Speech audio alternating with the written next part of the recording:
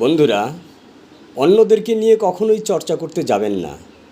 কারা করে জানেন অন্যদেরকে নিয়ে চর্চা? যাদের কোনো কাজ নেই তারা তো অন্যদেরকে নিয়ে গুজব রটায়, অন্যদের বদনাম করে, পরচর্চা পরনিন্দা করে বেড়ায়। প্রকৃতপক্ষে সুস্থ স্বাভাবিক সবল মানুষ, অ্যাক্টিভ কর্মী যারা, তারা তো নিজের কাজে নিজেকে ব্যস্ত রাখে। তারা কখনোই কিন্তু পরনিন্দা পরচর্চা করে না।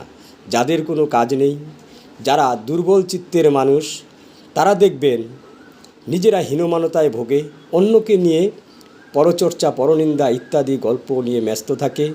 হীনমানতায় তো ভুগবেই, কারণ উন্নতি করার সময় তারা গুজব রটিয়ে ঘুরে বেরিয়েছে, সময় নষ্ট করেছে, একসাথে বসে আড্ডা মেরেছে, তাই আজকে তাদের এই দশা।